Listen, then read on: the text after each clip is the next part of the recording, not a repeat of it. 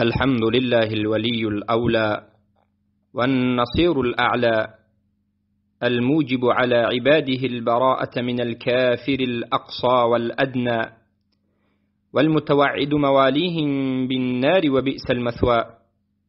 والصلاة والسلام على المبعوث بالسيف حتى من دماء المشركين الأرض تروى، وعلى الأصحاب والأتباع جمعنا الله بهم في جنة المأوى.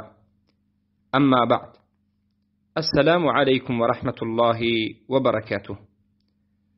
برادران و خواهران موحدم، بإذن الله سبحانه و تعالی این حلقه 90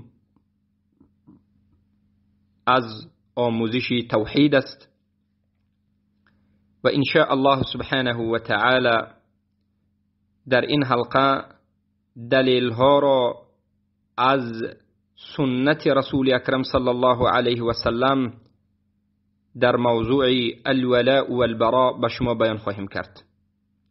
بله، در یک چند حلقه های گذشته به شما ادله از قرآن بیان گشت که الولاء و البراء عبادت است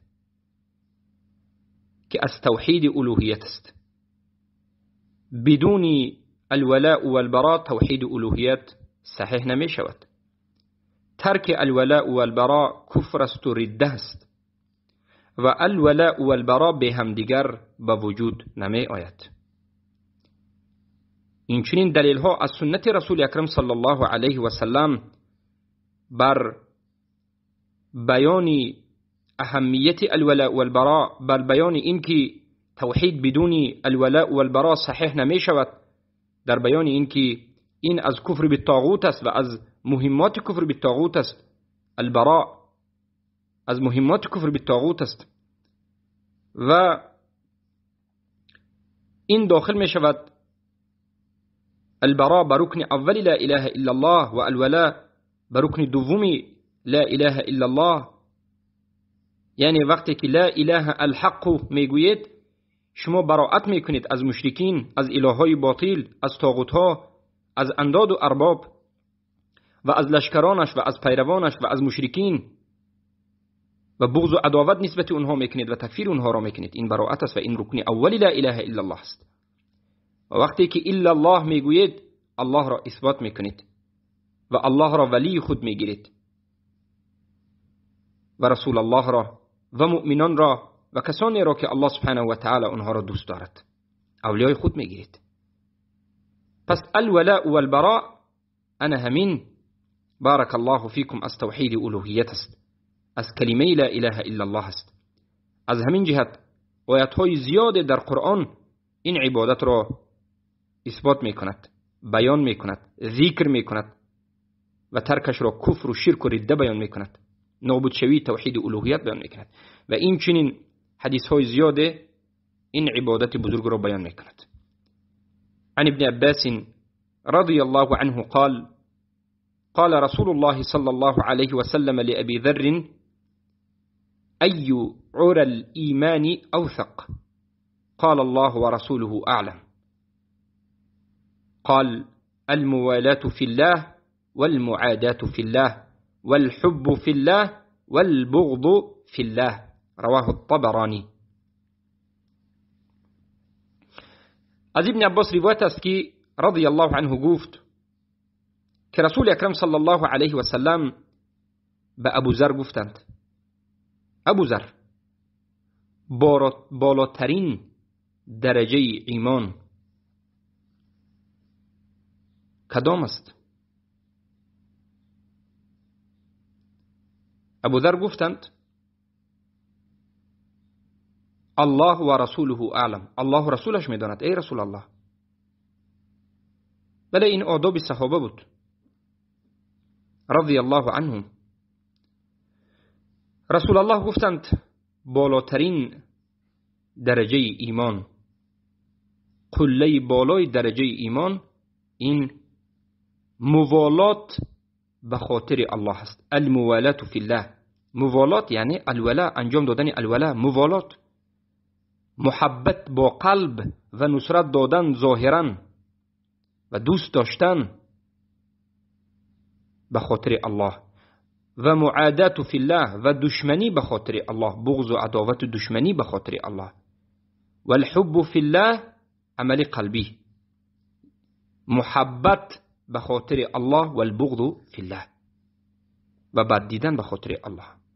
بله، باید الله و رسول را دوست بداری، محبت داشته باشی، موالات بکنی، دین اونها را نصرت بدهی، به اونها اطاعت بکنی، و مؤمنها را نیز دوست بداری، نصرتشان بدهی، در نزدشان خاکسار و متواضع باشی.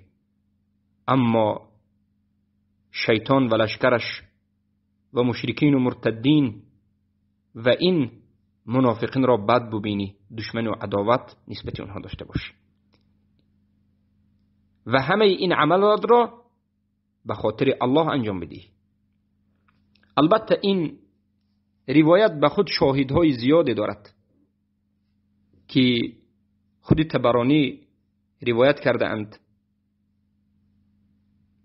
و این چنین ابو نعیم روایت کردند از ابن عمر رضی الله عنهما که گفتند که رسول اکرم صلی الله علیه و سلم به من گفتند: احب فی الله، احب فی الله و ابغض فی الله و والی فی الله و عادی فی الله فإنك لن تنال ولایت الله الا بذلك.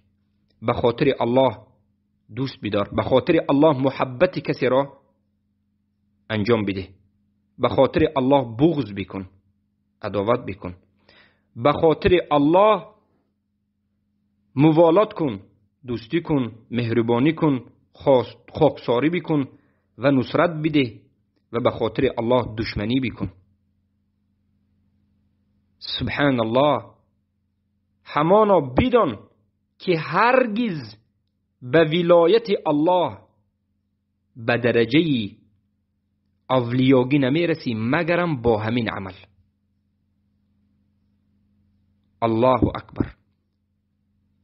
نقطه بلندترینی که ایمان دارد همین است، الولاء والبراء. همین الولاء والبراء بود که صحابگان عزت پیدا کردند، چرا که دشمن خود را و دوست خود را شناختند و این عمل را به خاطر الله کردند و عزت یافتند، زیرا که تمام عزت در تحقیق الولاء والبراء است. وقتی که الولاء را تحقیق میکنی، مسلمان را نصرت میدهی، دوستش میداری، در غمش شریک هستی، در پهلوش هستی، خاکساری میکنی، ظلمش نمیکنی، دستش میگیری. الله اکبر. وقتی که البراء را تطبیق میکنی، کفار را بد میبینی، بغض و عداوت نسبتش داری، تکفیرش میکنی و نابودش میکنی و در بزیدش جهاد میکنی. جهاد به البراء به وجود نمیاد. اصل جهاد این براءت است. وقتی که براءت نابود شد، جهاد هم نابود میشود. از همین جهت است که امروز تمام طاغوت ها میخواهد که کلمه الولاء و البراء نابود بشود، یا که الولاء اگر باشد هم نصفش باشد، همه اش نباشد، فقط دوستی و محبت باشد، نصرتش نباشد، و البراء کاملا نباشد. امروز این حکومت های طاغوتی عربی مخصوص علما پیدا میکند، مخصوص طالب علم میسازد تا که سبحان الله به مردم دین را تعلیم بدهد که الولا و البراء ندارد، براءت ندارد. وقتی که براءت نابود شد، جهاد ندارد. وقتی که جهاد نابود شد، این حکومت طاغوت باقی میماند. با همین سبحان الله ترتیب میخواهد که حکومت خودش را نگه بدارد. هرگز به دوستی الله نخواهد رسید مگرم با تطبیق الولاء والبراء. هرگز به دوستی الله و رسولش شرفمند نخواهم شد مگرم با تطبیق الولاء والبراء. ولا يجد رجل طعم الإيمان وإن كثرت صلاته وصيامه حتى يكون كذلك. و یک مرد طعم ایمانش، مزه ایمانش، لذت ایمانش را نمی چشد، دریاب نمی کند، پیدا کرده نمی تواند، اگرچه نمازش زیاد بشود، اگرچه روزداریش زیاد باشد، مگرم با تطبیق الولاء والبراء. چرا امروز بسیاری از امت اسلام شکایت میکنند که نماز اونها طعم ندارد، لذت ندارد، کیفیت ندارد؟ زیرا که الولاء والبراء اونها مشکلی دارد. الولاء والبراء را تطبیق نما، بعد از این ببین که نماز تو چگونه کیفیت دارد.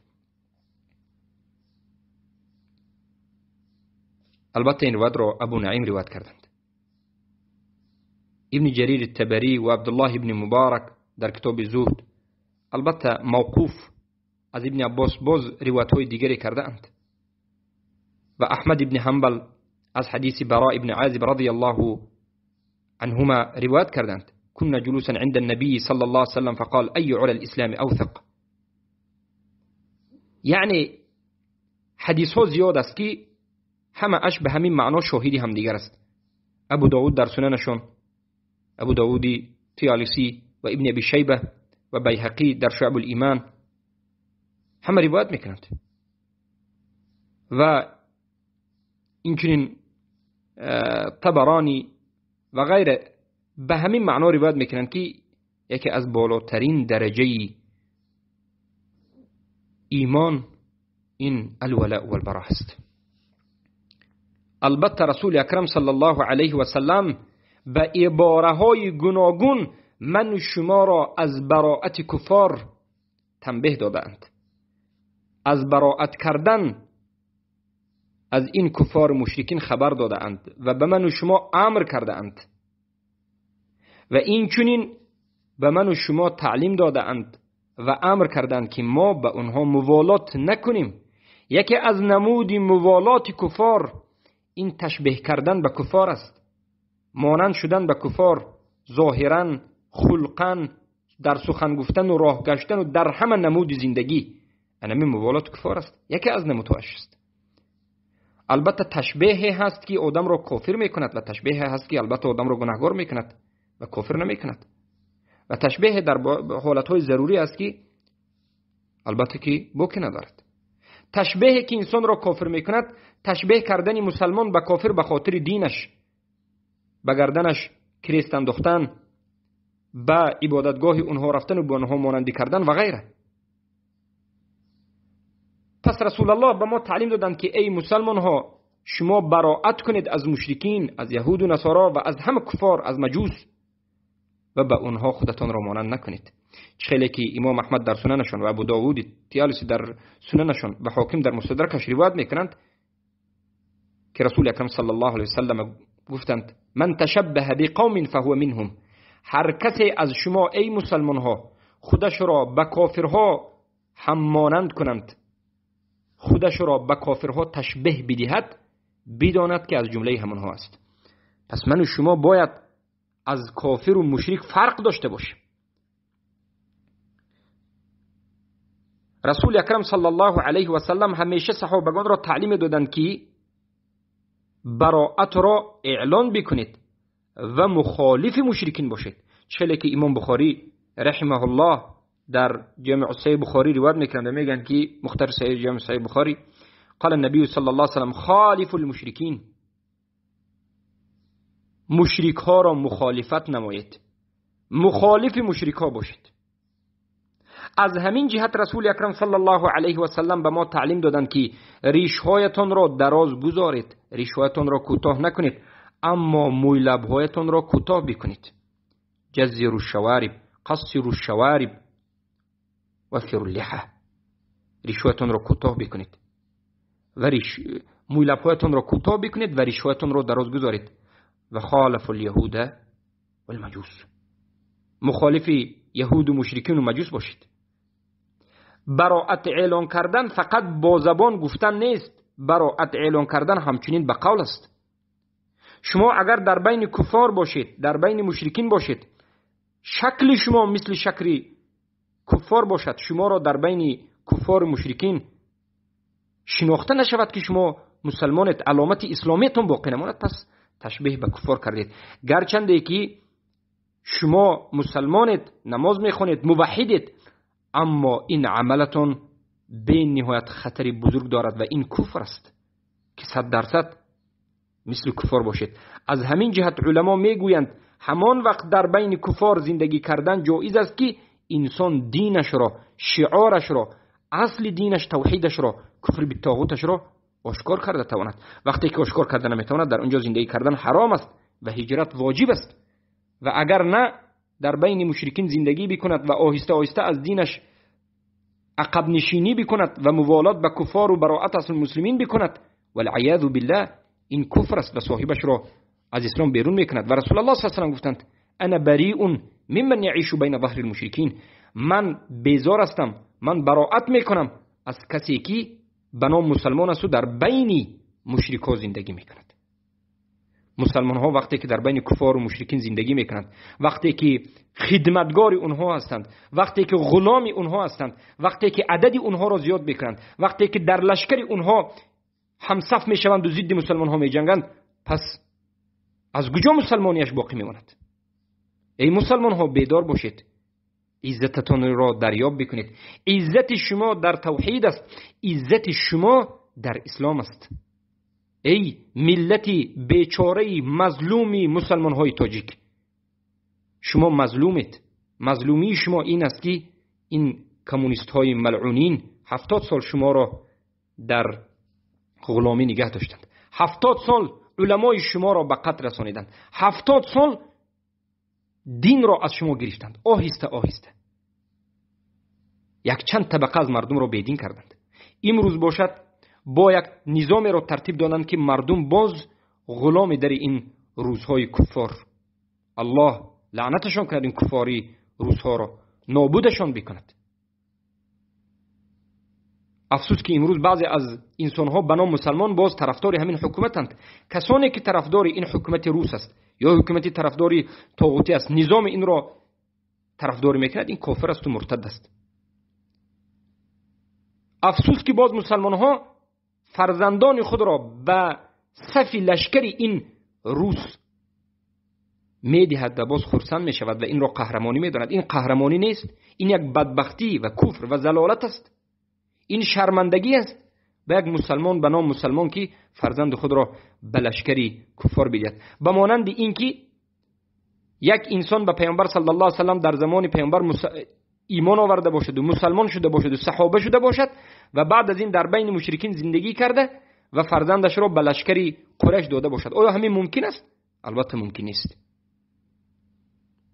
امروز حتی کار به جای رسیده است که تاجیک‌ها، ازبک‌ها، فرزندهای مسلمان به خاطر گرفتن پاسپورت شرکی و کفری این دولت روس، به خاطر خودش را به اونها نزدیک کردن، در لشکری روس، همراه لشکری روس در شام ضد مسلمان ها می جنگند، مسلمان کشی میکنند. این چنین انسان ها مرتد است، کافر است، چرا که مخالفت به مشرکین ندارد، براءت از مشرکین ندارد، بلکه برعکس براءت از مسلمین کرده و موالات کافرها میکند. و همه آیات هایی که گفتیم و حدیث هایی که الان میگیم همه اش به مرتد بودن این چنین انسان ها دخالت میکند. پس خالف المشرکین، به مشرکان مخالفت بکنید، هم در گفتار، هم در کردار، هم در نشست، هم در طعام خورد، از همه چیز. امروز میبینیم که بعضی از مسلمان ها با دست چپ طعام میخورند. چرا؟ میگن که این اعوذ بالله ثقافه هست، فرهنگ است، فرهنگ کفار است. پس وقتی که تو این عمل را انجام میدی، این هم یک موالات کفار است.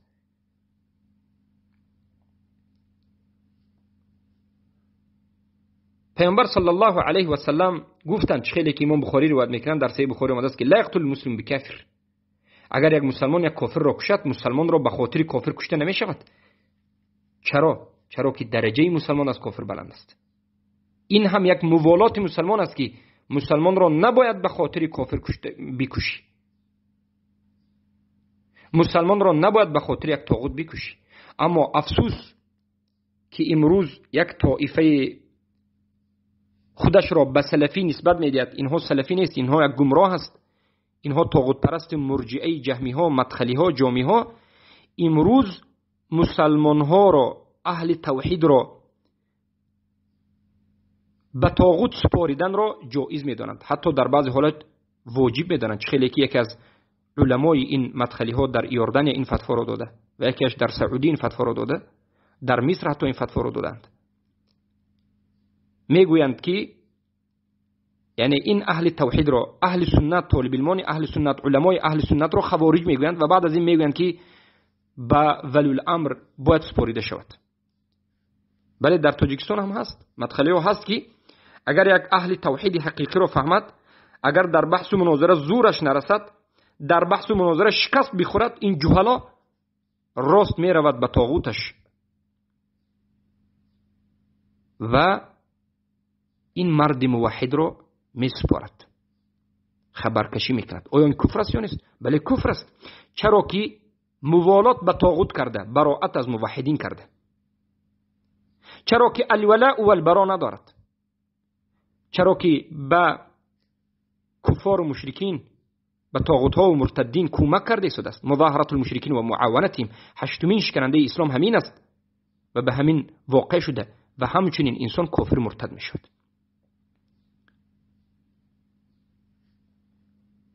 پس احتیاط باید شد. بدانید که رسول اکرم صلی الله علیه و سلم میگویند، خیلی که در حدیث صحیح در روایت صحیح اومده است که نسائی در سننشون و ترمذی هم در سننشون ذکر میکنند که پیامبر صلی الله علیه و سلم گفتند المرء مع من احب. انسان با همراهی کسی هست که او را دوست می‌دارد. هم فکری کسی هست، هم نشینی کسی هست، هم مجلسی کسی هست که همه را دوست می‌دارد. یک مسلمان ناممکن است که در نزد مشرکین، در نزد مرتدین بنشیند، به اونها قهقهه بکند، به اونها طعام بخورد، همیشه در مجلس اونها باشد و باز موحد باشد. این ناممکن است. ناممکن است که یک مسلمان مؤمن و موحد در مجلسی کسی باشد که در اونجا شرک باشد، استهزاء دین باشد، انکار دین باشد و بعد از این باز مسلمان باشد. این ناممکن است. هر کسی که سبحان الله با کسی هم نشست شد، هم مجلس شد، هم طعام و هم قهقه شد، بداند که از جمله همونها هست. زیرا که رسول الله میگند انسان با همراهی کسی هست که او را دوست می‌دارد. پس ای برادری موحدم، ای خواهری موحدم، الله همه شما را رحمت نماید و ثابت قدمی را و حسن الخاتمه را به من و شما نصیب بکند. بدانید که هم نشست شدن با طاغوت‌ها، با مرتدها، با منافقین، با کفار و مشرکین، با یهود و نصارا و با اونها تبسم کردن و با اونها مهربانی کردن و با اونها دوستی کردن و رفت و آمد کردن و وقتهای خالگی خود را با اونها گذرانیدن حرام است، کفر است. نابود شدن عبادت بزرگ الولاء و البرا می شود. امروز هستند بعضی از موحدین که میگویند من به کدام طاغوت شناس هستم، او شناسی من است، به همین خاطر می نشینم. الله میگوید که اگر پدرت و برادرت کفر را اختیار بکنند، به اونها براءت را اعلام بکن. تو باشی کیم کدام شناس میگویی؟ یا ایها الذین آمنوا لا تتخذوا آباءکم و اخوانکم اولیاء ان استحبوا الكفر علی الایمان. اگر پدرت و برادرت کفر را بر ایمان اختیار بکند، براءت را باید اعلام بکنی. همین است ملت ابراهیم، همین است ملت نوح، همین است ملت محمد صلی الله علیه و سلم. نوح از فرزندشون براءت را اعلام کردند، ابراهیم از پدرشون براءت را اعلام کردند، لوط از زنشون براءت را اعلام کردند و محمد صلی الله علیه و سلم از عمکشون که در پهلوشون بودند براءت را اعلام کردند. از نزدیکترین کس براءت را اعلام کردند. پس تو باشی خود را مسلمان می حسابی. دینت اگر دینی اسلام باشد، ملتت ملت حنیف توحید باشد، پیروی ملت ابراهیم و دین صحیح داشته باشی، الولا و البرا را تطبیق بکن. بله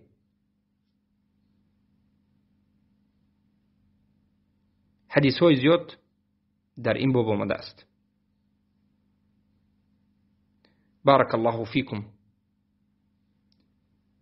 حدیثی که ابو نعیم در حلیه تخریج کرده اند از واصلة ابن الاسقع رضی الله عنه مرفوع، در حدیث آمده است که الله رب العزة والجلال میگوید، الله عز وجل میگوید، البته حدیث قدسی هست که لا ينال رحمتي من لم يوالي اولیائی و یعادی اعدائی. برحمت من نائل نمی شود، شرفمند نمی شود کسی که به دوستهای من، به اولیای من موالات نکرده است، به دوستهای من دوستی نکرده است و به دشمنای من دشمنی نکرده است. بله، معنای این حدیث هم موافق آیات‌های قرآن است. هر کسی که به دوستهای الله دوستی نکند و به دشمنای الله دشمنی نکند، او به رحمت الله نائل نمیشود، زیرا که او با همین عملش کافر میشود. پس همان وقت به رحمت الله گرفتار میشوی که دوستهای الله را دوست بداری به خاطر الله و دشمنان الله را بد ببینی و بغض و عداوت داشته باشی و تکفیرش بکنی به خاطر الله سبحانه و تعالی.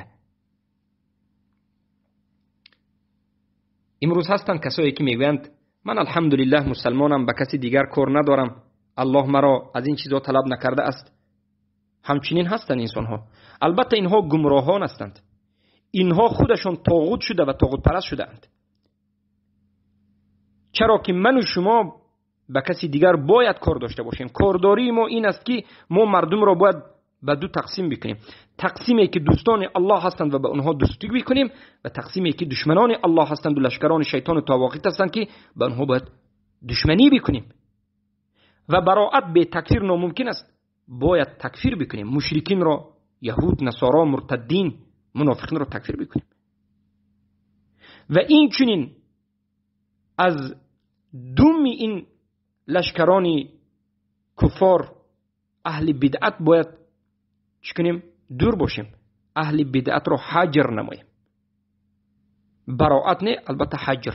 براءت این است که دشمنی، بغض، عداوت و تکفیر، حجر کردن، ترک کردن، سلام علیک را ترک کردن و اونها را ادب دادن، اما تکفیر نکردن. اهل بدعت را تکفیر نمیکنیم، اما اونها را ادب میدهیم.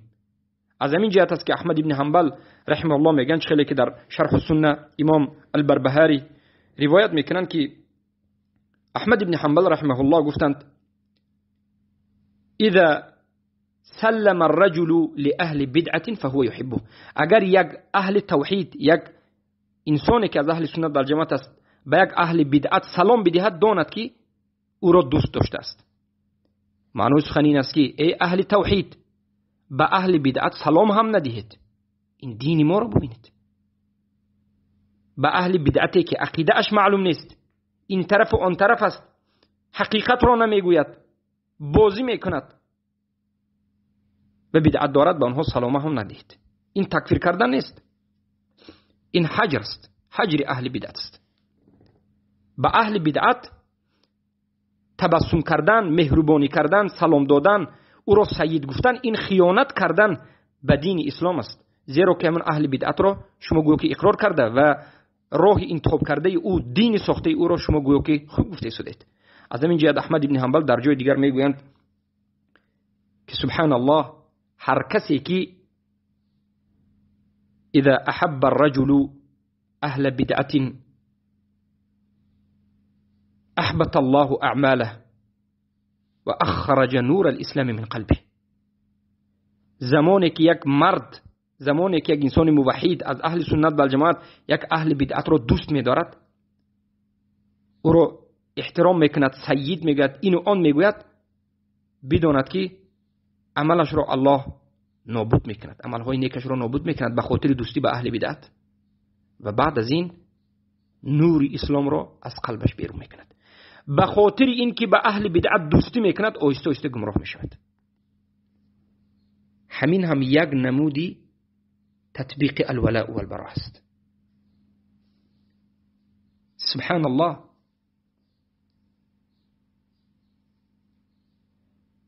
روایتی که از رسول الله صلی الله علیه و سلم آمده است که البانی در سلسله‌اش صحیح میگوید، پیامبر صلی الله علیه و سلم میگن که کل مسلم اسلم، یا که در دوامش میگه که لا يقبل الله من مشرک بعدما أسلم عملا حتى يفارق المشركين إلى المسلمين. الله از یگان مشرکی که اسلام آورده است عملش را قبول نمیکند تا همان زمانی که از نزد مشرکین به نزد مسلمین هجرت بکند، مشرکین را ترک بکند. یعنی همان وقت الله اسلام آوردن مشرکان را قبول میکند که یک مشرک مسلمان شود، مسلمانش همان وقت قبول است، عملهایش همان وقت قبول است که از مشرکین براءت کند، مشرکین را ترک بکند و به نزد مسلمان ها رود. بارک الله فیکم. پس از ابی سعید الخدری روایت شده است که عن النبي صلى الله عليه وسلم قال لا تصاحب إلا مؤمنا ولا يأكل طعامك إلا تقي. امام احمد و ابو داود و الترمذی و دارمی و غیرشون روایت میکنن. بعضی از علما در سندش سخن میکنن، لیکن با شواهد البته که صحیح هست که پیامبر صلی الله علیه و سلم میگن دوستی نکن مگرم با انسان مؤمن.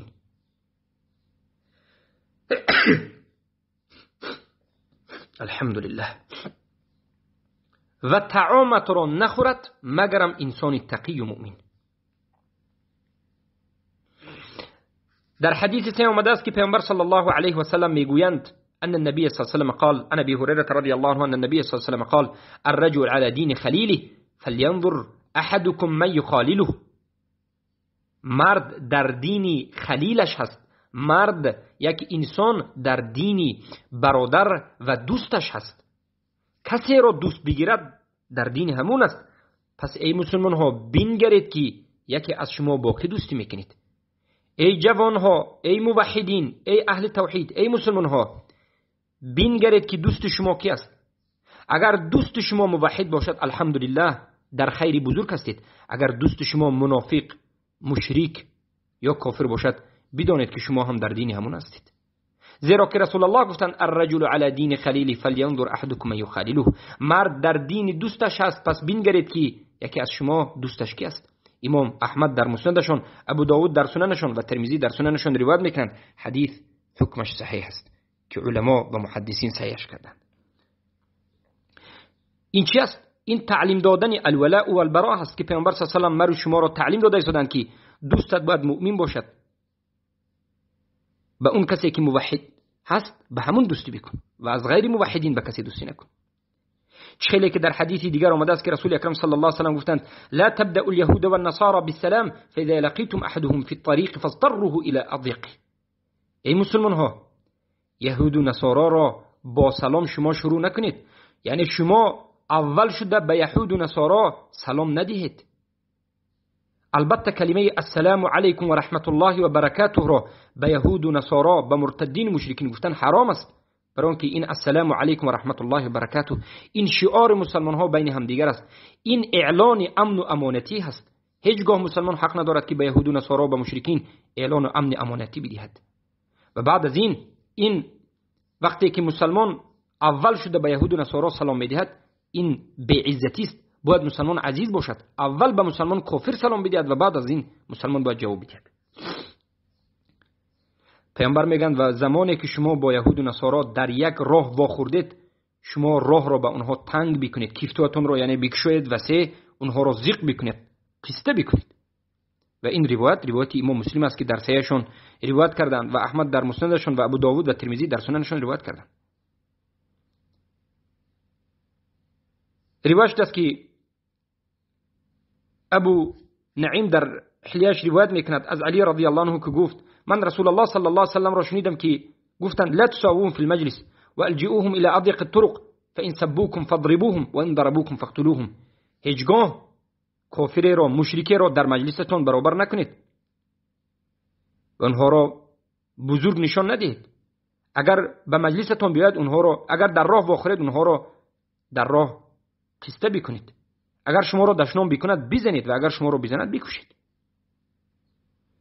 در روایت اومده است که پیامبر میگن صغروا بهم كما صغر الله بهم. اونها را میده نشان بدهید، اونها را تحقیر بکنید، حقیر بسازید چگونه که الله اونها را حقیر قرار داده است.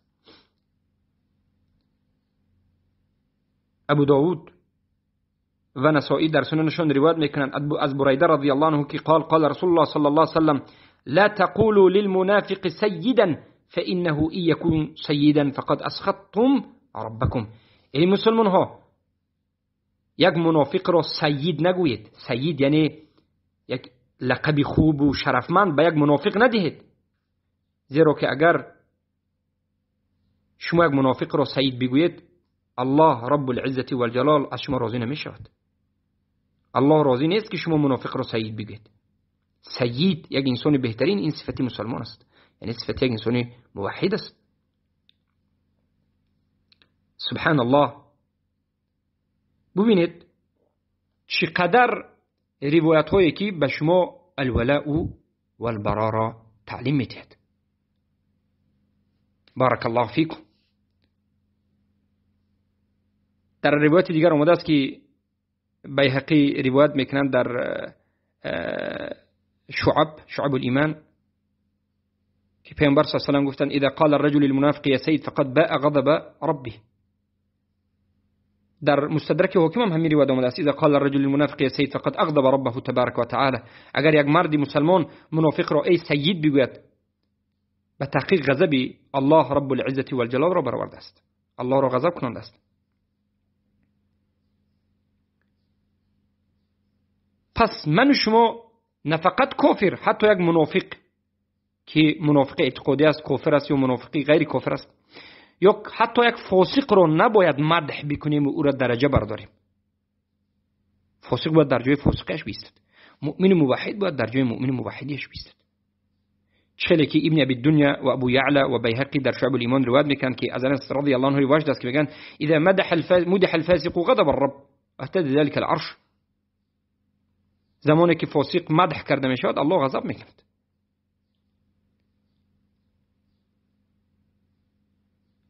بارک الله فیکم. حتی در یک حدیث، البته اومده است این حدیث ضعیف است، طبرانی روایت میکنند و در سند این حدیث ضعیف است، لیکن علما بسیار این حدیث رو، البته این روایت رو میارند ضعیف است، باید ضعیف بوده شود، لیکن میگن که من وقر صاحب بدعت فقد اعان على هدم الاسلام. هر کسی که صاحب یک بدعت رو، یک بدعتکار رو توقیر بکند، بزرگ نشان بدهد، کمکش بکند، عزیز شمارد، بداند که به نابود کردن اسلام، برای هدم اسلام کمک کرده است. و بعضی از علما میگن این سخنی بعضی از علمای سلف است. بدانید که مسلمان باید برادر مسلمان باشد، مسلمان باید مهربانی به مسلمان داشته باشد، مسلمان باید مسلمان را دستگیری بکند. خیلی که امام بخاری روایت میکنند از ابی موسی خدری، از ابی موسی رضی الله عنه که قال رسول الله صلی الله علیه و سلم المؤمن للمؤمن كالبنيان يشد بعضه بعضا وشبك بين اصابعه. مؤمن برای مؤمن به مانند یک خانه است که بعضیش بعضی دیگری را مستحکم نگه می‌دارد. پس مسلمان هم باید همدیگریش را کمک بکند و یک دیگریش را مستحکم نگه بدارد و مهربان به هم دیگر باشد. در روایت امام بخاری آمده است که رسول اکرم صلی الله علیه و سلم گفتند المسلم اخو المسلم لا یظلمه ولا یسلمه. مسلمان برادر مسلمان است و همدیگریش ظلم نمی کند و همدیگریش را ظلم نمی کند و یکی دیگرش را به کافر نمی سپارد. ببینید حرام است یک مسلمان دیگری را به کافر بسپارد. پس سوال اینجاست که اگر یک مدخلی رود یک برادر موحد را به طاغوت بسپارد و طاغوت این موحد را برد به خاطر توحیدش قتل بکند، حبس بکند، آیا این ظلم است در حق یک مسلمان یا نه؟ بله ظلم است. پس مسلمان برادر مسلمان است. رسول اکرم صلی الله علیه و سلم میگویند لا یؤمن احدکم حتی یحب لاخیه ما یحب لنفسه. امام بخاری روایت کردند ایمانی که از شما کامل نمیشود تا همان زمانی که برای برادرش دوست بدارد آن چیزی که برای نفس خودش دوست می‌دارد. یعنی همان وقت ایمان شما کامل میشود که چیزی که به خود دوست می‌دارید به برادر خود هم دوست بدارید. این حدیث ها به خاطر چی گفته شده است؟ به خاطر این که به برادر مسلمانت موالات بکن. حدیث هایی که پیش از گفتیم براءت را تعلیم داده بود. پیامبر صلی الله علیه و سلم تعلیم دادند خیلی که در روایت امام مسلم آمده است و حدیث را انس رضی الله عنه روایت میکنه که النبی صلی الله علیه و آله قال لا تحاسدوا ولا تباغضوا ولا تقاطعوا وكونوا عباد الله اخوانا. ای مسلمان ها به همدیگر حسد نکنید، به همدیگر بغض و عداوت نکنید، صله رحم را به همدیگر کنده نکنید و همه‌تون بنده های الله برادرانه باشید. همه‌تون به همدیگر برادران باشید و بنده های الله باشید. پس این خلق، این نیکویی، این آداب و اخلاق، این مهربانی، این همه موالات را ما به کی باید انجام بدهیم؟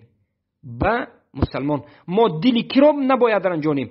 دل مسلمان مؤمن موحد را. اما براءت را از مشرکین، از طاغوت ها، از یهود و نصارا، از دشمنان الله اعلام بکنیم و دل اونها را برنجانیم. امام مسلم روایت میکنند که پیامبر صلی الله علیه و آله گفتند مثل المؤمنین فی توادهم و تراحمهم و تعاطفهم كمثل الجسد الواحد اذا اشتكى منهم عضو تداعى به سائر الجسد بالحمى والسحر. مسلمان ها به هم دیگر در دوست داشتنیشون، در محبتشون و مهربانیشون و لطافتشون به مانند یک جسد هستند. مسلمان ها همه اشون به هم دیگر به مانند یک جسد هستند که اگر یک قسمش درد میکند قسم دیگرش هم درد میکند و خوابش نمیبرد. پیامبر صلی الله علیه و سلم به ما تعلیم دادند و گفتند خیلی که در سنن ابو داود و ابن ماجه آمده است و گفتند که کل مسلم علی المسلم حرام دمه و عرضه و ماله حسب امرئ من الشر ان يحقر اخاه المسلم. به هر یک مسلمان حرام است خون مسلمان دیگر، آبروی مسلمان دیگر و برای مسلمان بدی کافی است که یک مسلمان دیگر را تحقیر بکند. مسلمان را تحقیر نکنید. انمی موالات است. تحقیر نکردن مسلمان موالات است و تحقیر کردن کافر این براءت است. پیامبر صلی الله علیه و سلم گفتند خیلی که روایت امام مسلم است والذی نفسی بیده لا تدخلوا الجنه حتى تؤمنوا ولا تؤمنوا حتى تحبوا. قسم به آن ذاتی که در دست جان من در دست او، به جنت داخل نمیشوید ای مسلمان ها تا همان زمانی که ایمان بیاورید، موحد باشید. تا موحد نباشید به جنت داخل نمیشید. و شما موحدی حقیقی نمیشوید تا همان زمانی که همدیگر را دوست بدارید. یعنی موحدی حقیقی نمیشوید تا همان زمانی که الولا را به جا بیاورید و البرا را به جا بیاورید. پس حدیث ها در این باب به نهایت زیاد است و سبحان الله در نزد من زیاده از 60 حدیث، حتی زیاده از 70 حدیث در اثبات الولاء والبراء است. اما مختصر قول این است که الولاء والبراء این از اصل ایمان است، ترکش کفر و شرک است و توحید الوهیت به تطبیق الولاء والبراء صحیح نخواهد شد. با همین ان شاء الله دلیل ها را از حدیث هم به پایان میرسانیم و باذن الله سبحانه و تعالی در حلقه آینده دیگر مسائل را به شما بیان خواهیم کرد. السلام علیکم و رحمت الله و برکاته.